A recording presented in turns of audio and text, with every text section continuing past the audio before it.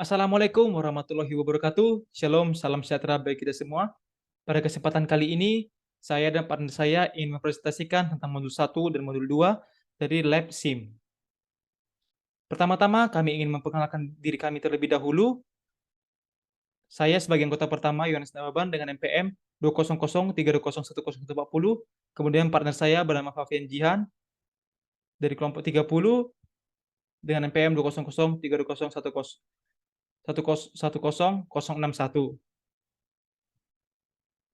Pertama-tama, saya ingin memaparkan materi tentang modul 1, yaitu tentang HTML atau Hypertext Markup Language.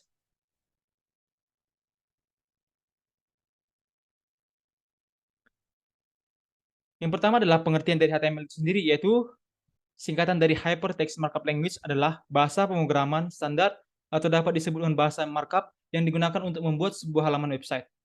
Di dalam dunia pemrograman yang berbasis website, HTML menjadi fondasi dasar untuk pembuatan halaman website. Sebuah website HTML disimpan dengan ekstensi .html atau .html. HTML merupakan dasar dari sebuah website sehingga diperlukan bantuan CSS, PHP, dan JavaScript untuk membuat sebuah website yang dinamis. Jika halaman website dibuat hanya dengan menggunakan HTML, maka web tersebut bersifat statis karena tidak memiliki akses dan fungsi yang dapat mengelola website. Kemudian untuk fungsi-fungsi HTML, yang pertama, membuat suatu halaman website yang bisa dibaca dan mudah dipahami. Sebagai dasar website yang dibuat dengan memiliki beberapa fitur, menandai teks pada suatu halaman website, menampilkan tabel, gambar, video, dan lainnya. Terakhir, menandai elemen dan membuat online form. Elemen HTML merupakan istilah satu bagian penuh yang berada pada tag yang dimulai dari opening, tag hingga closing, dan tag closing tag. Contohnya yaitu ini pada gambar berikut.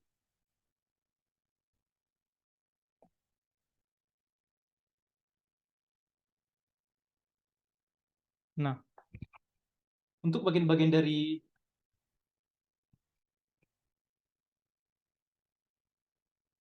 elemen-elemen HTML, yaitu pertama, opening tag adalah penanda pembuka dari sebuah elemen HTML. Setelahnya akan dianggap sebagai konten. Penulis opening tag diawali dengan tanda kurung, sudut buka, dan diakhiri dengan tanda kurung, sudut tutup. Kemudian kedua, konten. Konten pada bagian elemen HTML yang berisi beberapa karakter atau elemen lain. Dalam konten ini dapat diisi dengan lebih dari satu elemen yang sama atau berbeda. Closing tag. Closing tag adalah penanda pengakhir dari sebuah elemen HTML. Setelah akan bernama tag name yang sama dengan opening tag. Tag closing diawali dengan tanda kurung sudut buka, garis miring, atau backslash yang diakhiri dengan tanda sudut tutup. Kemudian terakhir, atribut dan value. Atribut merupakan informasi tambahan yang digunakan dalam tag pembuka. Informasi ini bisa berupa instruksi dan memberikan efek warna, ketebalan, dan lain-lain. Atribut biasanya memiliki dua bagian, yaitu nama dan nilai.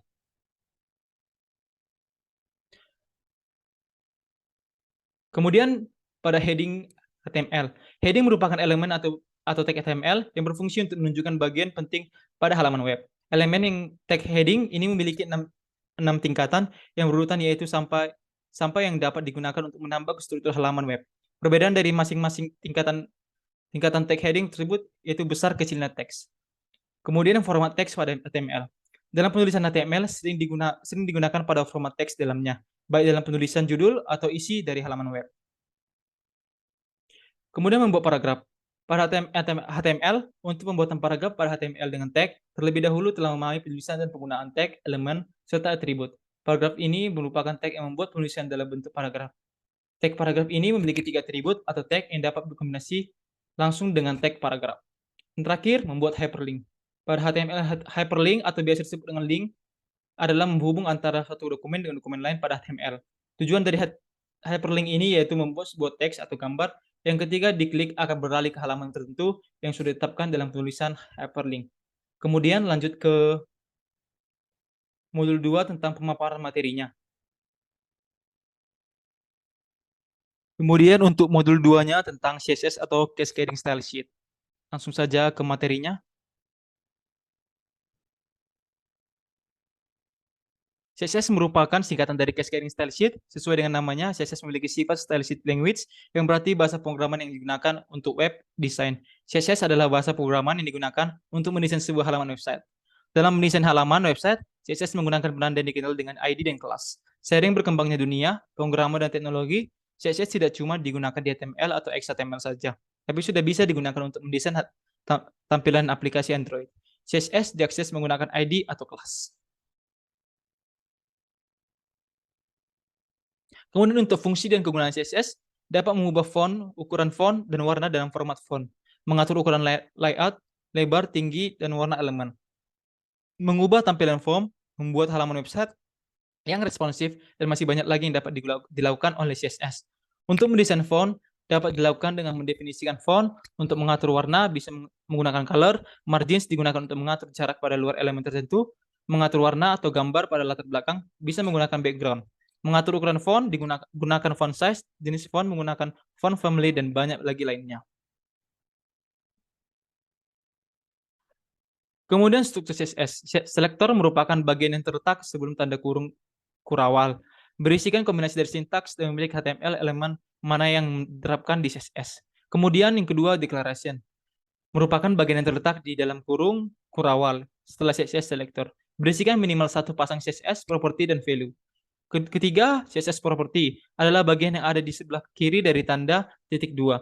Di dalam kurung kurawal, merupakan human readable identifier yang menunjukkan perubahan styling seperti apa yang akan diterapkan terhadap sebuah HTML elemen. Lalu adalah bagian yang ada dalam sebelah kanan dari tanda titik dua di dalam kurung kurawal.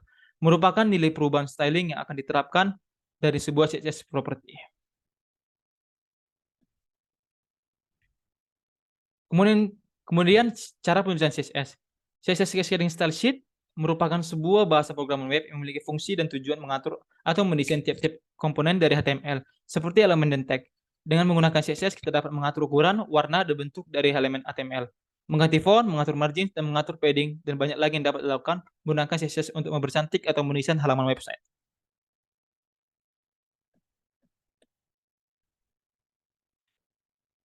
Langsung saja yang ke terakhir, yaitu CSS Framework. CSS Framework adalah sebuah rangkaian kerja yang fungsinya untuk memudahkan dalam membuat desain website berisi kumpulan kode CSS yang sudah siap pakai, sehingga tidak perlu lagi membuat struktur desain dari nol. CSS Framework menyediakan banyak elemen desain yang dapat langsung digunakan dari pola UI, grid system, icon, button, dan masih banyak lagi. Kemudian untuk studi kasus dan penerapannya di software VS Code, partner saya akan menjelaskannya yaitu Fabian Jihan. Sekian dari saya.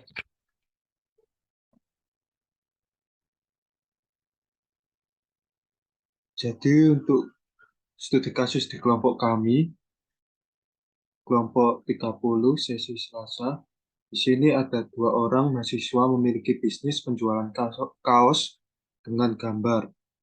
Mereka memiliki keinginan untuk dapat dikenal oleh customer agar customer dapat mengerti toko seperti apa yang menyediakan produk kaos tersebut. Selain itu, mereka ingin agar dapat menjangkau lebih banyak customer. Maka dari itu, mereka membutuhkan sistem penjualan yang dapat diakses dengan mudah oleh customer melalui website.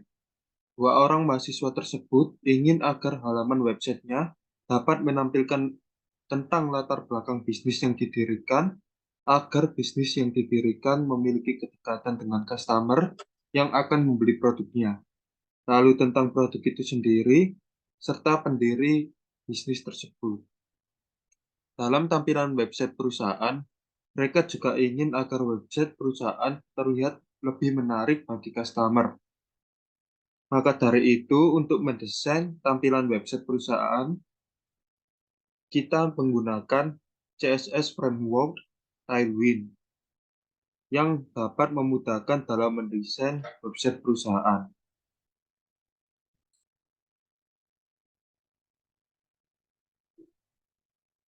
Selanjutnya, kita lanjutkan di VS Code. Di sini kami memakai framework Tailwind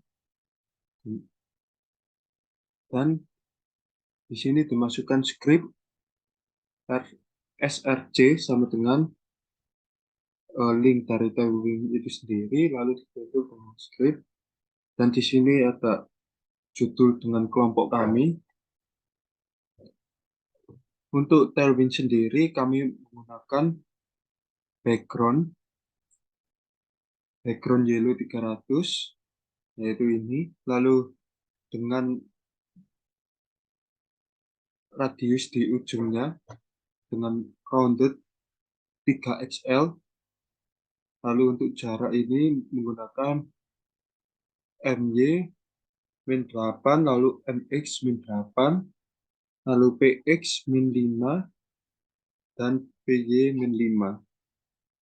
Untuk background gambar ini sendiri yang paling belakang, kami menggunakan folder di laptop ini sendiri dengan codingan background image. Lalu dimasukkan URL link dari background gambar itu sendiri, lalu digunakan background size, setelah itu cover. Untuk selanjutnya, kami masukkan PX5 dan PT5 untuk latar belakang pendiri. Lalu kami tambahkan list desimal, teks 2XL, font semi-bold, dan font serif. Untuk hasilnya dapat dilihat seperti ini. Untuk yang welcome to Chaos ini, kami menggunakan codingan H1, di mana ukuran teksnya sendiri 4XL, lalu font bold, dan text center, lalu text sky 800 untuk warnanya, lalu font serif. Selanjutnya, untuk gambarnya sendiri, gambar pendiri ini kami masukkan div, lalu kita masukkan codingan kelas dengan grid calls 2 karena ada 2 gambar, lalu flex supaya di tengah, justify center, gap, min 5, lalu PT3, PB3. Gap untuk jarak antar gambar, PT dan PB untuk jarak tinggi dan bawah, jarak atas dan bawah. Lalu untuk paragraf sendiri, kami menggunakan text justify dengan font serif. Jadi di sini teks memiliki rata kanan dan rata kiri semua, dan fontnya yang digunakan adalah font serif. Dalam paragraf juga kami menggunakan codingan bold untuk nama perusahaan, lalu underline atau garis bawah untuk nama pemilik perusahaan, lalu italic atau tulisan miring untuk kata-kata asing, kata-kata dalam bahasa asing. Setelah itu, untuk about us, kita sama menggunakan di latar belakang ini, yaitu list desimal dengan codingan LI, diikuti oleh kelas list desimal, ukuran teksnya sendiri 2XL, dan fontnya semi bold dengan font serif. Di sini kami menggunakan H2 sama seperti latar belakang pendiri, yang mana diikuti kelas font serif dan ukuran teks dari about us yaitu XL. Untuk selanjutnya ada gambar logo perusahaan.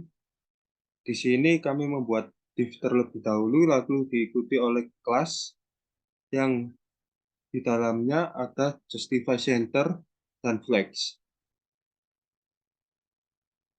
Untuk selanjutnya paragraf pada about us yang membahas tentang perusahaan ini sendiri, kami menggunakan text justify dan font serif, di mana ini sama seperti latar belakang pendiri. Jadi memiliki font Justify, rata kanan kiri, dan font serif.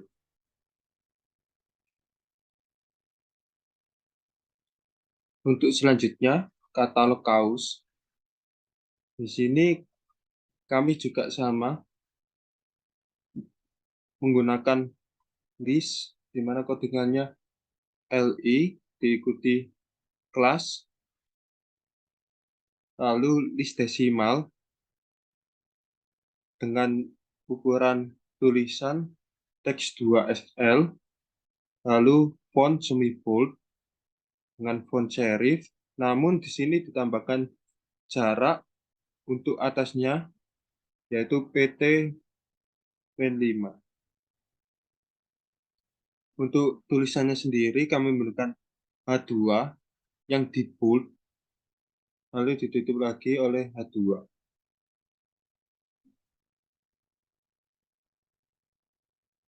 Untuk selanjutnya, katalognya, kami menggunakan list, namun di sini di dalam kelas kami menggunakan listis, lain dengan seperti katalog kaos, tulisan katalog kaos, lalu about kaos, lalu latar belakang pendiri yang menggunakan list desimal. Di katalog produk ini kami menggunakan listis. Lalu ditambahkan list insight dengan tulisan font serif dan font semi bold, dan ditambahkan jarak untuk atasnya sebanyak PT2. Untuk gambarnya sendiri kami ambil dari file di folder di laptop ini sendiri, dan untuk mengatur lebar dan tinggi gambar kami menggunakan width dan height, lalu kami masukkan ukuran gambar sesuai yang kami inginkan. Untuk selanjutnya, tulisan di bawah gambar sendiri kami menggunakan codingan BR, lalu diikuti dengan tulisan yang akan kami tulis di dalamnya. Namun sebelum BR, kami tambahkan codingan paragraf, yaitu P, diikuti dengan class, font serif, dan teks justify. Di sini agar tulisan yang ada memiliki font serif dan rata kanan kiri. Codingan ini berlaku untuk semua katalog yang ada di katalog kaos ini,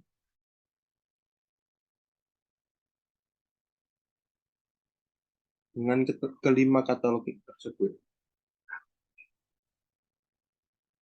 Untuk selanjutnya, kami membuat kontak as dengan H3 yang diikuti oleh kelas, font serif, dan ukuran teksnya sendiri XL, dan jarak di atas teks yaitu PT4 dengan font semi bold. Lalu pada gambar ini kami tambahkan codingan div, lalu diikuti dengan kelas, grid cos 2, flex, lalu ditambahkan dengan gap min3 dan pt min3. Untuk gambar-gambar ini memiliki hyperlink yang mana codingannya adalah ahref, diikuti dengan link yang akan digunakan sebagai hyperlink, lalu ditambahkan dengan gambar dan ukuran dari gambar yang akan diinginkan.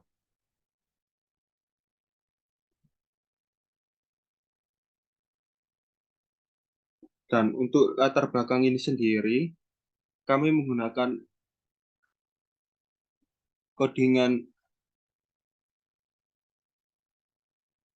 di dalam body ini, style, background image untuk gambar di belakang, lalu div yang ditutup di bawah div dari kontak us agar codingan background kuning ini masuk ke semua tulisan.